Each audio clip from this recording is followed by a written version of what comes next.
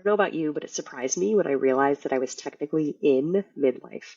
I had been vaguely aware of the passing of time. Of course, I've had birthdays, whatever, but it really hit me one day when I actually checked a different box on one of those forms, and I can't even remember what form it was, but I remember this feeling that, oh, I'm here. I'm in the middle part of life.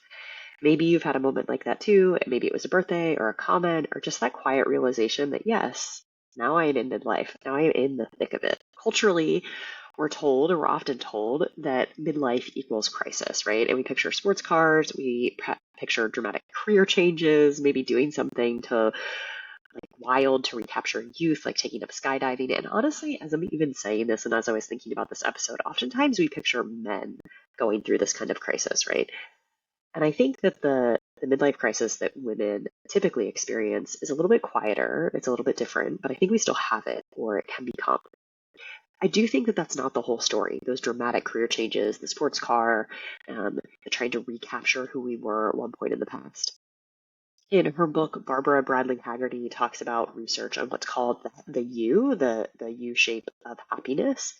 And across many studies, like these longitudinal long studies, people actually report higher happiness in their 20s and 30s, and then higher happiness again later in life. And the dip, the U, the bottom part, is actually life in the middle. It's the 40s and 50s. Sometimes that's a little younger for people, a little older, kind of it skews a little bit. But we have this dip that shows up over and over again. And there can be a slump, but I don't think there has to be a crisis. And actually, I don't even know if there needs to be a slump. So, what if instead we collectively reimagine this season as a time to get to know ourselves and actually dive into the life that we want to live? What if this was the juiciest, most fulfilling parts of our life, not this kind of let down part of our life? What if that you wasn't actually a valley at all? Maybe it was actually a little hill, right? Or at the very least, a much smaller dip, so that midlife becomes a high point of our life. When I say midlife, and I just said this a minute ago, I also want to open it up a little bit more because oftentimes we think of midlife as like 40 through 60. Sometimes people might say 30 through 50. But for some people, this sense of dissonance or crisis shows up a lot earlier. For me, it was in my late 20s. Sometimes it's late 20s or even mid 20s. Sometimes it's even perhaps in your teens into your 30s. And for other people, they don't have this kind of this dip or this realization about themselves until they're in their 50s and their 60s. So I think it's much more accurate to think of it as a middle of life adjustment. And this is a moment when perhaps we can pause and take stock and again, really engage with ourselves so that we are showing up how we want to. Okay, so the question, or a question, is where does the crisis part come in, right? I think the crisis comes in for people when we resist change. Oftentimes people say that the crisis is life isn't what they expected it to be. And so our expectations for life or who we might be don't match the life that we have in front of us. And when we notice that dissonance, we actually get a choice. And a lot of times we fight that gap. We don't want it to be there. We think it shouldn't be there. And so we go into this sort of crisis mode instead of getting curious about it. I think this crisis also happens when we feel like we don't know ourselves anymore, right? Maybe we've spent decades of our life by this point living by shoulds. We talked about that in the last episode, doing what we were supposed to do, right? Because it promised success, it promised happiness, it promised acceptance within our families. And for many of us, it did lead to external success, but it led us further away from ourselves. So the matchup between external success and internal happiness or internal knowing isn't always there. And we might feel like it's too late, like, if I don't know myself by now, it's not going to happen. And again, that's when I think the scrambling to regain youth comes from. If you layer on top of all of these different things the massive identity shifts of this stage, we're taking on leadership roles, maybe we're changing careers or stepping into our careers in different ways, maybe we're becoming parents or our parenting is shifting, maybe we're caring for aging parents or we're dealing with everything that is happening in the world around us. And midlife feels very ripe for the big questions. Who am I? Why am I here? What do I want now? Who am I in this world? The good news is I don't think, as I've mentioned, and you might have guessed, I don't think midlife needs to be a crisis, right? It doesn't need to be about crisis decisions where you feel like you're scrambling to hold on, or you're trying to reclaim yourself in some way. It could be about pausing to understand the programming and the patterns that brought you here, and then asking, is there another way I can relate to myself? In group coaching today, actually, we were kind of talking about this moment of crisis or dissonance that can happen in everyday life where something happens outside of us and we get kind of triggered.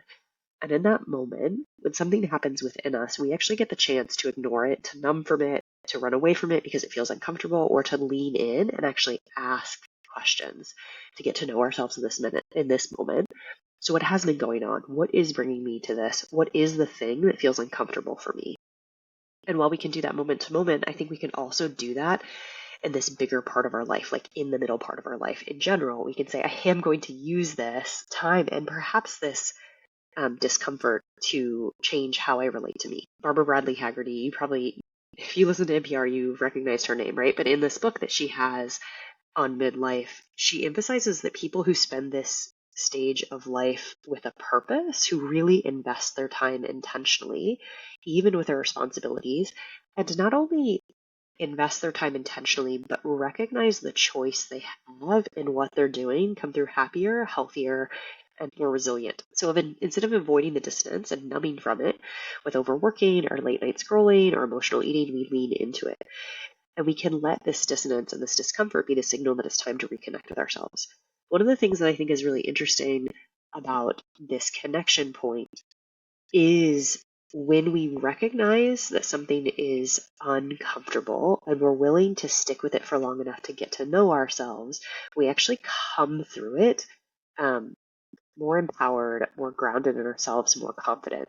So around spending your time intentionally, that might look like understanding the external expectations or requirements of your life and asking, which ones do I want to intentionally choose? And so that the ones that you are actually engaging with, you're doing so from this place of empowerment rather than this place of resentment. So leaning into emotional discomfort can sound really terrible. If this isn't something that you're used to doing and it's not a practice that you have in your life, it also, you might not know how to do it, right? Most of us were not taught how to feel emotions. We were taught how to avoid emotions. And our thinking of leaning into these maybe like despondence that we have about life, or this resentment that we have around all of our expectations or all of the requirements and obligations in our life, responsibilities, we might even not know where to get started. So it sounds overwhelming, but also perhaps painful and frustrating. But if you can figure out how to do that, and that is another skill that you can learn, on the other side of that discomfort is actually a richer relationship with yourself and a richer experience of life. I'm currently struggling with a beginning of school fall shifting weather congestion thing. So it's turns out it's translating to the words that I say as well. You're getting the real version here. Okay, so for me, I'm 41 now. I just turned 41. We're in September 2025 right now. As I'm recording this, my middle of the life adjustment, or at least the first version of this, came at the end of my 20s. I found myself asking those big questions, right? Is this really what I want to be doing with my life? I was working as a geologist at that point. Why am I here? What would I really want to spend this lifetime doing is really what I was asking. And opening it up, what would this look like? What could life look like instead if I didn't just keep following this path, but I started to engage with this inquiry, even if it feels uncomfortable? And I'll be totally honest, I took the numbing route for a while. I drank a little, I shopped a little, I took some nice vacations, I ignored a lot because it was uncomfortable to ask those things, right? It was uncomfortable for me to ask, why am I here? Or what would life look like if I did something different? Looking at those questions meant that I had to look at those shoulds that we talked about in the last episode, right? It meant that I had to look at the expectations, the rules that I had been following, which had garnered me love and support and success, and see if I really wanted to keep buying into those. Eventually, I started listening to the questions instead of avoiding them.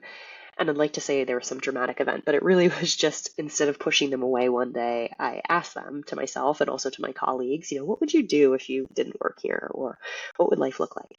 And as I engaged with them, even though they felt uncomfortable, they started to lead me down a path of getting to know myself, right? They became the very thing that I thought was going to ripped my life apart, which it did to some degree, actually became the questions that helped me get to know myself more. So if you're playing along at home, here's a place to start. If you feel exhausted by your obligations or overwhelmed by your responsibilities, you might pause and ask, why exactly do I feel exhausted? What are my stories that I'm telling around these obligations and responsibilities? Do I actually want these? Where do I have choice in the matter? And when you start to ask these kinds of questions, or start to even ask, what am I feeling around this particular thing or this person or this responsibility? Why am I in this job, or why am I chasing this next role? When you ask the questions and answer them instead of just avoid them, that's where we get to move from crisis to connection. And this is what I do with clients in coaching. It's powerful to have somebody else help you reflect, because your brain is so good at avoiding these things. But you start on your own, right? Write these questions down, actually engage with them. This is this place where it's really easy to intellectualize as well, right? You can listen to this episode and not do anything different. But a more powerful thing is to listen to this episode and then go for a walk and think to yourself, or write the questions down in a journal and answer them, or speak out loud to yourself and get them out on paper. So you might ask yourself those questions that I said are around, why exactly do I feel exhausted? What is the story I'm telling myself around this obligation? But when you're engaging with somebody or something rather than somebody, you might ask, why is this important? What's really in here? So as you land on answers to these questions, as you start to investigate, go a little bit deeper with those other questions that why is this important? What's really in here for me? So midlife becomes a crisis when we ignore these questions and we start stepping away from ourselves even more. But it can become a high point when we engage with the questions and we get to know ourselves more. It can become a high point when we use this time as a time to work with ourselves. This might mean working with a coach or a therapist. It might mean writing pages like in Artist Way or another practice that helps you connect with yourself, but intentionally saying, if I feel disconnected, if I feel on the point of crisis or burnout, I'm going to re-engage with myself, and I'm going to see, why are we going in this way? Because honestly, it's never about what's happening outside of you. It's what's happening within you in response to what's happening outside of you, which is not a way to gaslight yourself or positive poly your way to happiness. It's actually a way of curious self-inquiry. When you ignore the questions, they don't go away. They build into the crisis, right? Or they leave you more and more disconnected from yourself, which is what leads to regret and resentment at the end of life. And I think most of us, I would say, if we had the choice, would not want to be there. So instead of going into crisis, perhaps you could have a crisis free. You could have a connection filled. Let's look at the positive, right? Instead of crisis free, let's go for a connection filled midlife that is possible for you. And you might even ask yourself, if that was possible for me, would I want it? And what would I do to get there? Would I be willing to devote time and resources, even just 15 minutes at the beginning of my day, to write the pages, morning pages? If you're familiar with Artist Way, you're just writing long handwriting 3 pages to get to know yourself. Would I be willing to do that kind of thing? Because not everything is going to go smoothly, because when you don't choose the discomfort and see it as an invitation, you actually will step into that crisis place. The discomfort, the questions are actually an invitation to stop resisting, to notice what's no longer working in your life, or what stories are no longer serving you, what nervous system states are no longer working, and start to explore who you really are in this middle part of life, getting to know yourself right now again, or perhaps for what might feel like the first time in this life. Instead of buying the convertible, maybe the real move is buying back your own attention, your own time, and your own joy.